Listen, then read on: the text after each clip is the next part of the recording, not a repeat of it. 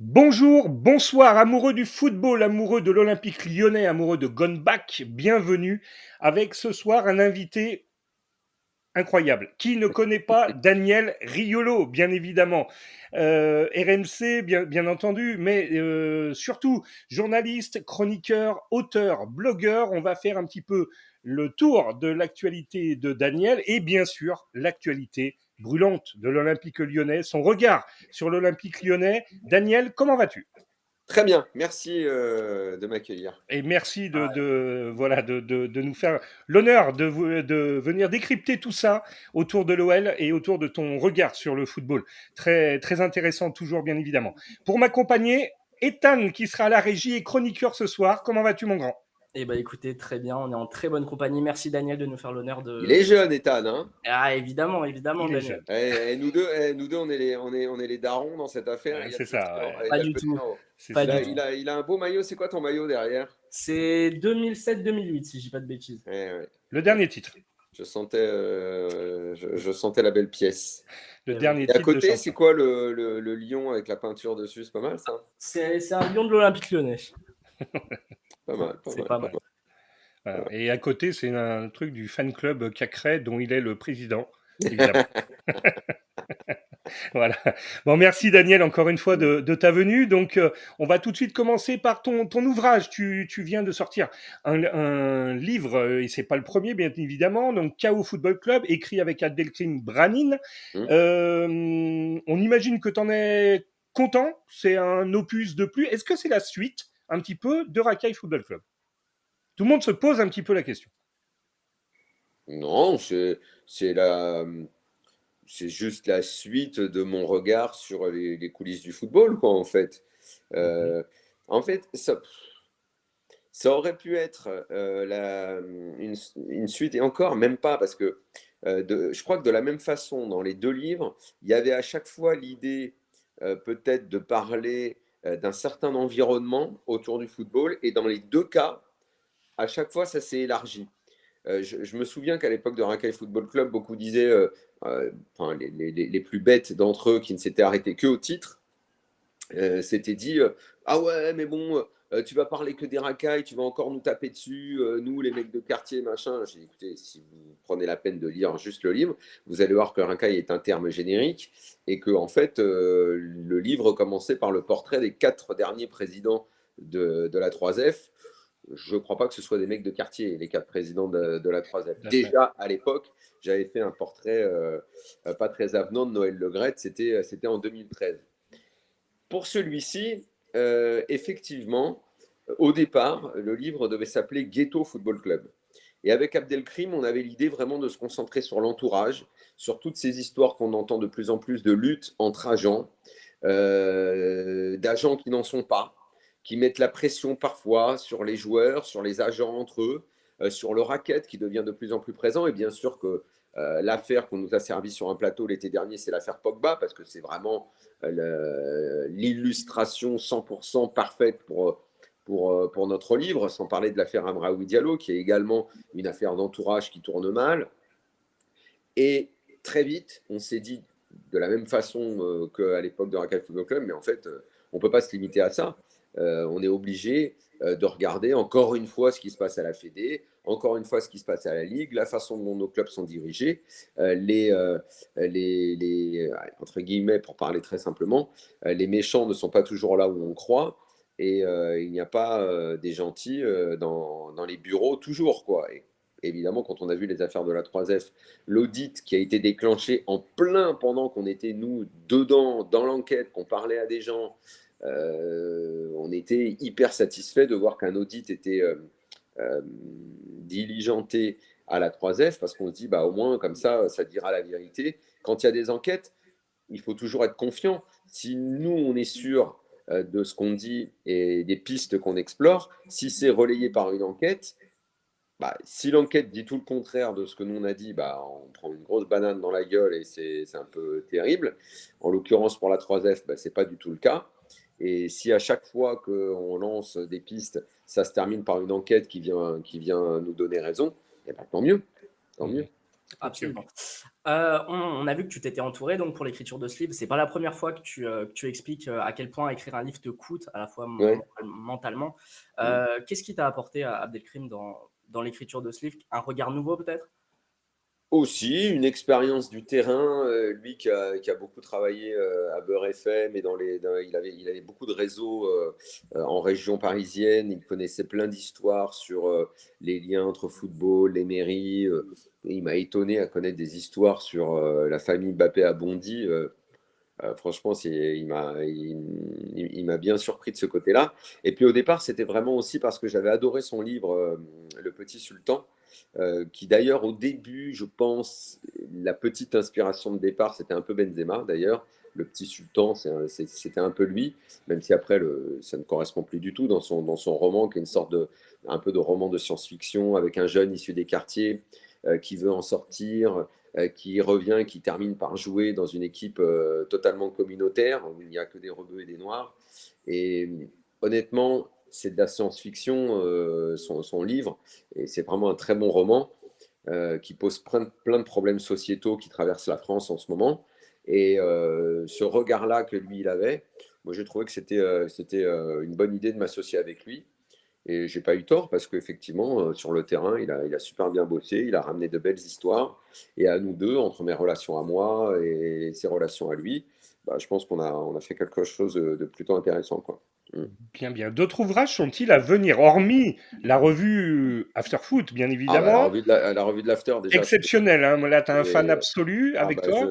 je suis content parce qu'on en est très fiers. Ah Mais ouais, alors, c'est top. tu auras noté qu'il y a 30 secondes, Ethan a dit que ça me coûtait d'écrire des livres. Alors, par pitié, me parle pas d'un prochain, s'il te plaît. Ah, d'accord, ok, voilà. Non, mais Non, parce on- que, parce que tu vois, déjà, après, moi, il y a toujours une décompression. Parce que le livre sort, en fait, il y a plusieurs étapes. C'est tu démarres, tu es super excité.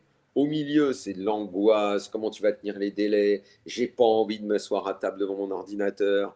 Il fait beau, j'ai envie d'aller jouer au tennis, j'ai envie d'être avec les amis. Je travaille. Parce que si tu ne fais que ça, Hmm. bah, tu fais que ça, c'est ton métier, tu écris des livres. Et franchement, il y a un côté jouissif, hein. Quand tu es dans une journée où tu as tes infos, tu as tes notes, tu as ton enquête, tu commences à écrire, c'est jouissif. Et puis le lendemain, tu es en déprime parce que tu n'as pas du tout envie de t'asseoir, tu n'as pas envie de t'y mettre. Tu essayes de te faire un programme, tu ne colles pas au programme. Donc tu passes par plein d'états d'âme. Après, quand tout est terminé, bah, tu es super content. Après, il y a re-angoisse. Putain, mais merde, est-ce que j'ai tout mis? J'ai peut-être oublié des trucs. Après, ça sort. Il y a la promo. Tu es super content quand tu fais la promo bah, parce que tu en parles et c'est normal. T'es fier de ce que tu as fait. Mais il y a une forme de décompression mentale et physique. Là, tu vois, on est qu'au mois d'avril. Je pense déjà aux vacances. Tu vois. D'accord, ok. On voulait quand même Donc, te poser la question. franchement, hein, je crois que je le dis en plus dans l'intro. C'est terminé. J'en ferai plus, hein. Mais je crois que c'est la troisième fois déjà que je le dis. Parce qu'entre-temps, il y a eu mon cher football français, hein, vous êtes remonté à Racaille, mais il y a eu Autopsie du sport français, il y en a eu deux, trois autres entre-temps quand même. Donc, Alors, juste pour terminer sur le mm, côté écriture, mm. le contenu est souvent sur les scandales du foot français. Est-ce que selon toi, c'est un peu une case à cocher parce que personne ne le fait ou parce que toi, c'est ce que tu aimes, tu as enfin, Je sais les pas. meilleures infos? Est-ce que Franchement, c'est ce qui te botte le plus finalement? j'en sais rien, parce que c'est vrai qu'aussi on me les raconte, les histoires. Ouais, ça c'est sûr. Parce que, alors là, moi, tu vois, loin de moi l'idée de me prendre pour un héros qui raconte des trucs et tout, c'est juste qu'avec le temps et avec les 17 ans d'after, bah, il se trouve qu'il y a des contacts qui sont plus faciles à avoir et il y a des gens qui sont plus à même de me parler. Donc, effectivement, j'en profite.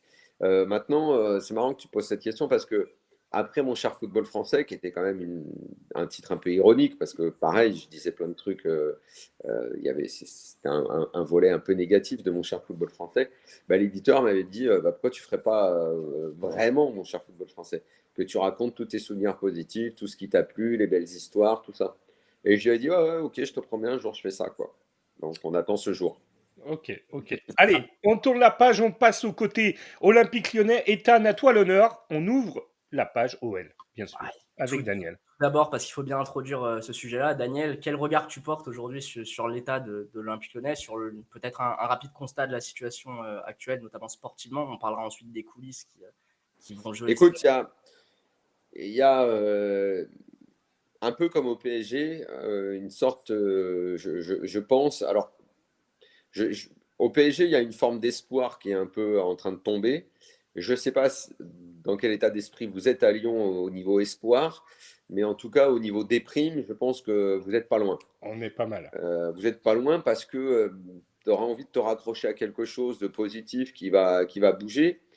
Mais je pense que pour l'instant, vous êtes plus au stade des questions. Et les questions, j'imagine, c'est celle de savoir qui va véritablement, après les... On en est à plus de 30 ans maintenant de pouvoir au LAS, qui va réellement avoir le pouvoir l'année prochaine, dans 2 ans. Est-ce que la page va définitivement être tournée ou est-ce qu'on va avoir une transition un peu pénible parce qu'on va assister à une sorte de combat des chefs qui serait terrible d'ailleurs, parce que à un moment donné, il ne faut pas que ça ressemble à ce qui s'est passé chez votre voisin que vous n'aimez pas, Saint-Étienne, où à force d'avoir 2 têtes, 2 chefs, des idées différentes, tu termines en catastrophe, quoi. Il Il ne faut pas que entre Textor et Olas, ça se termine en guerre. Le club, il l'a vendu. C'est son choix. Maintenant, que veut faire l'Américain? Est-ce que Olas reste et quel est son champ d'action? C'est tout ça qu'il faut déterminer et on a très peu d'éléments pour se déterminer là-dessus.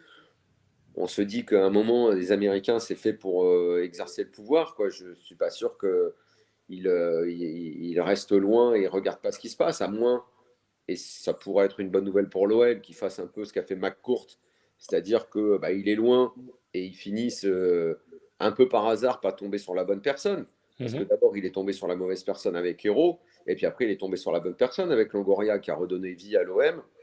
Si Olas doit définitivement s'en aller, maintenant qu'il a vendu le club, au revoir et merci pour tout ce que vous avez fait, mais peut-être faut-il passer à autre chose. Et si l'Américain, coup de bol, il nomme les bonnes personnes sans en nommer 3 mauvaises entre-temps, parce qu'en fait, le grand risque, le grand chantier maintenant de ces clubs qui sont rachetés par des étrangers, on en a beaucoup parlé ces dernières semaines, c'est qu'on se demande toujours, c'est une bonne chose ou pas une mauvaise chose. Déjà, je pense que si Olas avait pu vendre à un Lyonnais ou à un investisseur local, Ça, c'est sûr. probablement il l'aurait fait. Sauf que l'OL, ça coûte cher, c'est une grosse boîte maintenant, et que je ne crois pas qu'il y ait des investisseurs français capables d'investir. Donc il a trouvé un Américain, comme beaucoup trouvent des Américains un peu partout en Europe maintenant, et que maintenant, j'imagine que vous n'avez pas envie de ressembler à Chelsea, c'est en train de virer au cauchemar, et que vous avez juste envie maintenant que Textor nomme les bonnes personnes aux bonnes places pour relancer le Mais club. alors, selon toi, Daniel, est-ce que, parce qu'on sait, enfin on sait, soi-disant, Jean-Michel Aulas est là jusqu'en 2026, est-ce que Textor va simplement s'appuyer là-dessus en disant il me faut absolument quelqu'un sur place, comme tu viens de le dire avec l'exemple McCourt-Longoria, de dire on fait comme ça jusqu'en 2026, ou selon toi, est-ce que Jean-Michel Aulas doit passer la main maintenant, ou est-ce que Textor va le forcer à passer la main? Bah, honnêtement, alors, ce que moi je ferais, si c'était moi, je pense qu'il faut vraiment, maintenant il est temps que Jean-Michel Aulas passe la main. Ça, c'est mon avis déjà depuis 2, 3 ans. Je ne mettrai pas ma maison sur le fait qu'il reste jusqu'en 2026. Moi non Je ne plus, crois ok, pas. on est Je d'accord. pense que la tentation de la 3F, ça peut lui donner envie.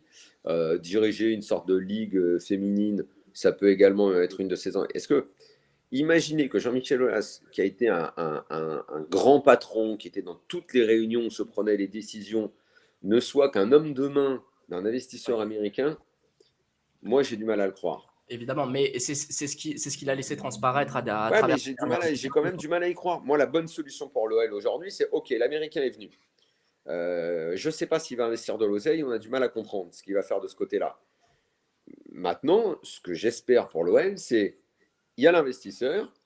Si ça doit passer par un cabinet de recrutement, parce que c'est ce que McCourt a fait pour Longoria, et il tombe sur un manager qui va nommer et qui décidera oui ou non de continuer avec les personnes qui prennent les décisions aujourd'hui, donc à savoir Ponceau, l'entraîneur et la cellule de recrutement, ou est-ce que l'homme qui est nommé et qui sera une sorte de directeur général reprend tout à zéro, nomme un nouveau coach, monte une nouvelle cellule de recrutement et un nouveau directeur général.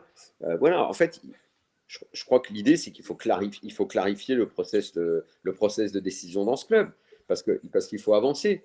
Si moi, on me dit, là, on continue comme ça, Textor, Olas, fin de saison, on commence à compter combien de points on a pris dans la deuxième partie de saison, et on se dit, on n'a plutôt pas été mal, sur la deuxième partie de saison, on termine 5, 6 ou 7, on s'en satisfait, et on continue avec la même équipe. Ça va tirer Franchement, je peut-être ne suis à pas Lille. très optimiste parce que la concurrence, elle va être assez dure. Je vais même vous dire, dans le milieu, j'entends même que Lyon ne fait plus très peur. Mais bien sûr. Et je trouve que c'est regrettable que Lyon ne fasse plus peur, parce que c'est quand même c'est censé être notre deuxième club en France. Mais sachant que tu as toujours, et tu auras forcément, même quand ils gèrent à l'envers, ils ont tellement de moyens, le PSG en quête Ligue des Champions. Tu auras Marseille l'année prochaine. Tu as Nice qui va mettre les moyens pour progresser, parce que c'est l'objectif d'Ineos, c'est la zone Ligue des Champions. Euh, Monaco? Monaco, parce que c'est Tu as, toujours un client un peu tradit. Le reste, c'est des surprises. Parce tu, que tu, tu- Lens, tu on ne as, sait jamais comment ils vont gérer le mercato, est-ce qu'ils vont perdre beaucoup de joueurs. Ces clubs-là, ils ne sont pas destinés à, a priori, avoir une continuité. S'ils l'ont, tant mieux, mais ils ne font pas partie de ceux qui démarrent la saison en disant on veut la Ligue des Champions. Donc, tu as déjà 3-4 gros concurrents pour la et zone Ligue des Champions. t'as Lille qui bosse bien avec Fonseca, conditionné à Ouais, mais son tu n'es pas sûr t'es pas sûr qu'ils aient les moyens. bien sûr. Ça, c'est Tu vrai. sais qu'ils veulent le faire. En plus, je ne suis pas sûr que Fonseca reste. Donc, quoi qu'il en soit, il y a de toute façon une conséquence pour l'OL. Et l'OL ne va pas faire cette saison sans Coupe d'Europe. En fait, Lyon en Coupe d'Europe, la dernière fois, c'est le Final 8. Absolument. Donc, c'est déjà 2020. Donc, au moment où tu vas avoir la réforme de la Ligue des Champions qui va offrir 4 places, si Lyon n'est pas dedans, bah, là, on est en catastrophe. Là, hein.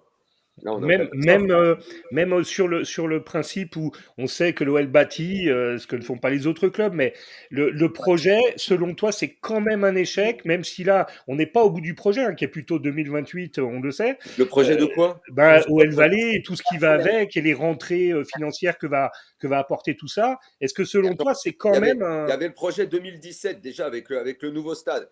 Ce qui s'est passé derrière, on ne peut pas dire que ce soit très reluisant. On va pas manger sans arrêt sur ce fameux Final 8 qui était quand même un peu Ah non, particulier. bien sûr que Derrière, non. Lyon n'a fait que reculer. En fait, depuis qu'il y a le grand stade qui devait être le grand tournant, avec les rentrées d'argent qui vont avec un retour sur le marché des transferts, c'est comme ça que Olas en personne.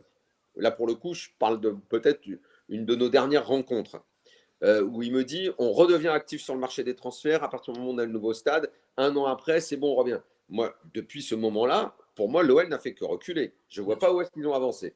Mhm. Ouais, Donc, non, mais toi, c'est tu sûr. me parles maintenant de 2028. Je dis attends, il y a quoi en 2028? J'ai raté un épisode. Non, non, mais on sait que par exemple Textor est venu parce que l'OL Valley est là. Si l'OL Valley n'est pas là avec ce que ça représente en termes commercial, rentrée d'argent, soi-disant, hein, Textor n'achetait pas l'Olympique Lyonnais. Donc c'est quand même, Mais c'est quoi l'OL Valais? ah bah, c'est tout ce qui va aller autour de l'OL pour Quoi? avec les rentrées financières qui vont permettre à l'OL de passer un certain stade aussi. Elles vont venir d'où les rentrées financières? Et ben tout Non, ce qui mais est en train Si de tu se joues à la bâtir. 5e place, le stade il n'est pas plein. OL féminin, Olas s'accroche, mais peut-être que Textor va le vendre. Tu vois, et surtout, c'est un club qui bosse à l'envers depuis pas mal d'années, qui n'avance plus et qui même Ouais. régresse. Donc, Ouais. je partage ton avis. J'ai du mal à voir l'horizon 2028 comme quelque chose Je- j'ai- En d'oradois. fait, parce que vraiment, je pense que l'issue, c'est que d'avoir le bol que Textor nomme des bonnes personnes, Oui, façon Longoria, façon Ougourian à Lens, qui a pris Pouille, puis Ghisolfi, qui a construit l'équipe qui est là à l'heure actuelle avec l'entraîneur. C'est c'est que ceux qui prennent les décisions empilent 3-4 bonnes personnes à 3-4 postes de décision pour avancer Mhm. pour choper, pour revenir en zone Ligue des Champions.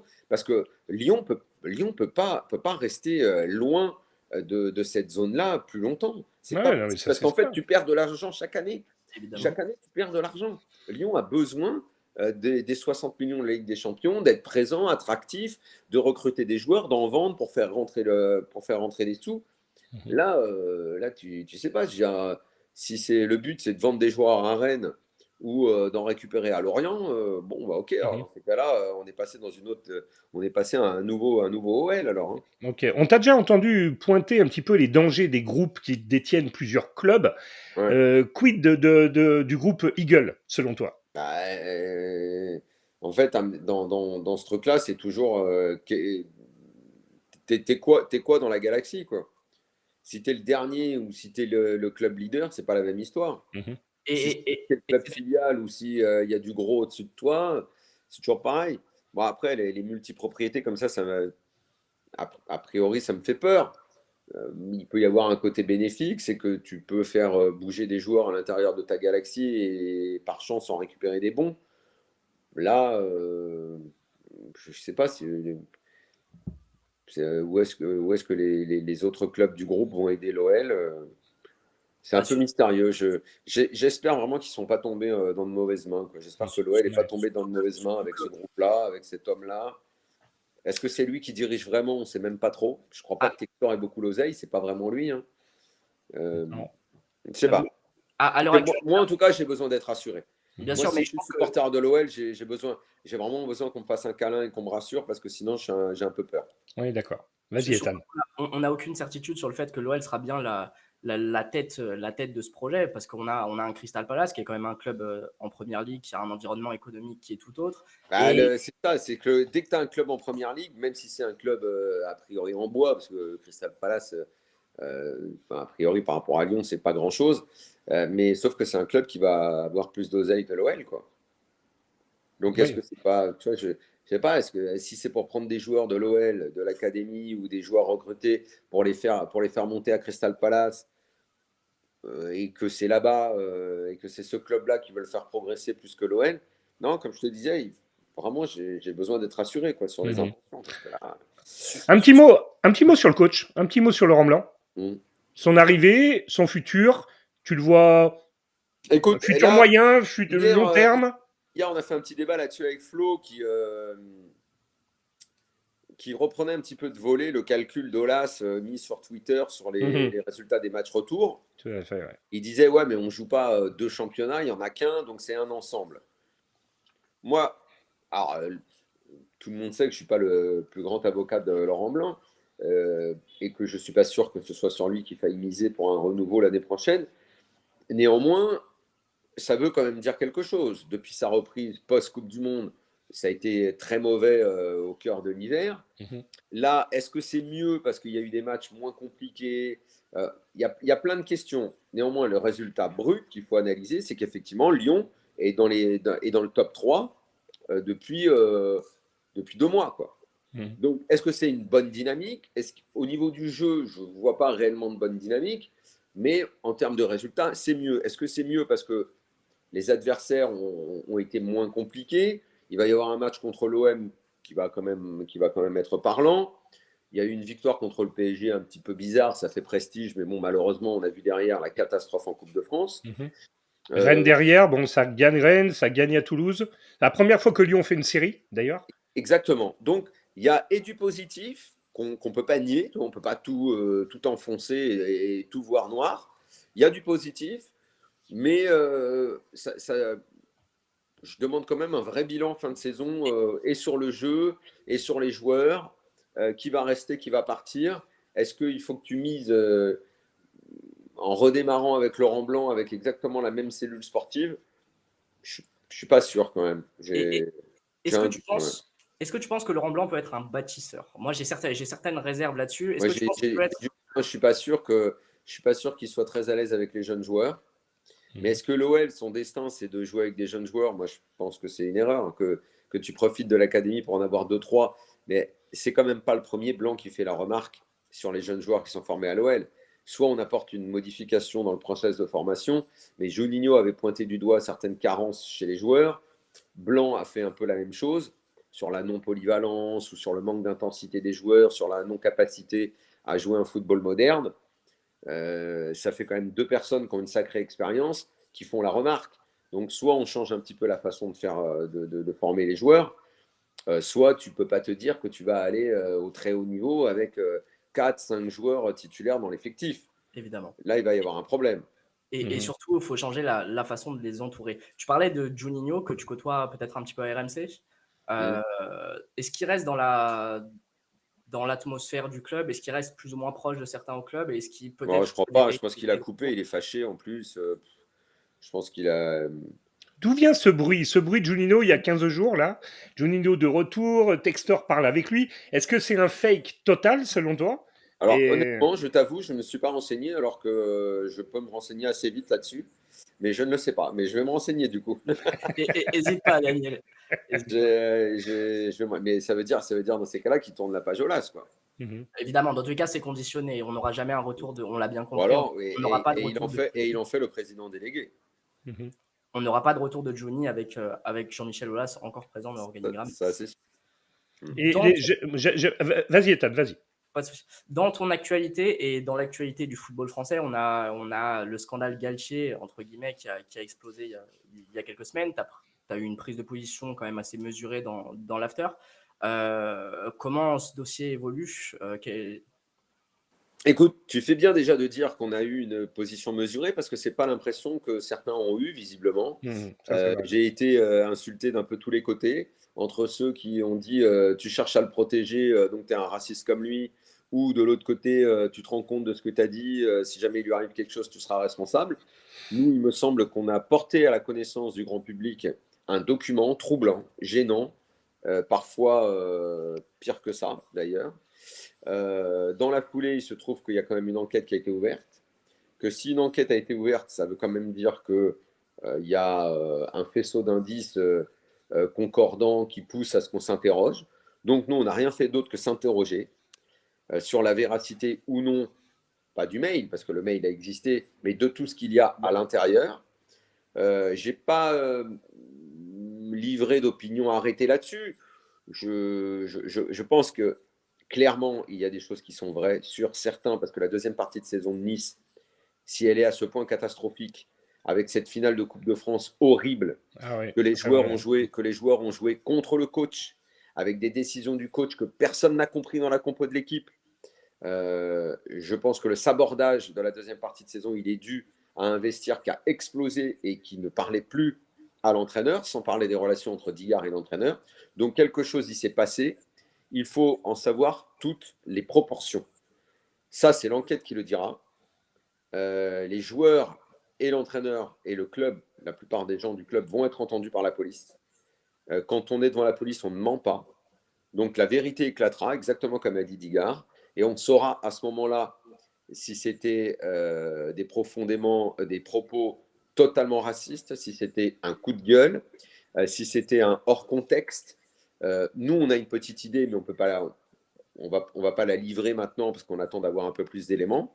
Parce que nous, on a les témoignages off des joueurs, mais comme ils ne veulent pas se dévoiler, pour l'instant, on ne peut pas trop en parler. Bon, on a quand même sur le site RMC ce matin nos reporters sur le terrain qui suivent, qui sont dans l'enquête, ont quand même dit que les joueurs avaient très mal vécu, en gros, le gros comité de soutien autour de Galtier. En gros, tous les amis, quoi. Ils sont venus dire non, Galtier est formidable, Galtier est formidable. Les joueurs ont mal vécu ça. Je pense que Nice a une préoccupation première, c'est que pour la première fois dans leur histoire, ils peuvent arriver en demi-finale d'une Coupe d'Europe. Même si c'est une petite Coupe d'Europe, à l'échelle de Nice, c'est quelque chose d'incroyable. Moi, je comprends que les supporters, le club, soient tournés vers cet objectif-là. Qu'ils fassent leur match contre Bâle, qu'ils se qualifient. Derrière, ils peuvent avoir une demi contre la Fiorentina qui peut être prestige, ça peut être génial. Pourquoi pas une finale, j'en sais rien. Je pense qu'il faut attendre et le temps dira la vérité. Et je pense qu'on n'attendra pas le mois de juillet pour ça, quoi. On saura. T'attends une prise de parole des joueurs. On l'a compris. Voilà. Juste avant de se quitter, tu as une dernière question, Ethan ? Je te la laisse. Allez, juste avant de se quitter, Daniel, la dernière fois, ça m'a un petit peu fait rire. Tu as dit, si Nasser me laissait le temps de le rencontrer, moi, je lui fais les contours du PSG, etc. Là, par contre, le truc sérieux que je voulais te demander, si un club venait, comme ça a été le cas pour ton confrère Pierre Ménès, qui à un moment a quitté et allé à Reims, un truc... Ma réponse est non. Non, d'accord. Trop d'activités, trop... Et moi, je suis très content de ma vie. Je suis journaliste. On s'éclate avec notre bande depuis des années dans l'after. Je le dis toujours en rigolant que je voudrais être ministre. On l'a bien compris comme ça, hein, bien évidemment. Moi, j'adore ce que je fais. J'adore mon métier. Peut-être que vraiment président du PSG, si Doha me téléphone, je réfléchis, mais évidemment, et toi, et moi, et vous, et moi, on sait que ça ne va pas arriver. Donc, moi, je suis très content de ce que je fais et je n'ai pas envie de faire autre chose. C'est génial, quoi, comme ça. Non, on voulait te poser la question comme ça. Voilà, merci, Daniel. Merci mille à vous, fois d'avoir pris ton temps pour nous, pour Gone Back. Merci 1000 fois, tu étais sincère, entier comme d'habitude. Comme d'habitude. Ethan, rien à rajouter? Impeccable, hein, notre cher Daniel, hein. Salut les gars, merci à vous, à bientôt, au revoir. À Ciao. bientôt. Allez l'OL. Ciao. Ciao.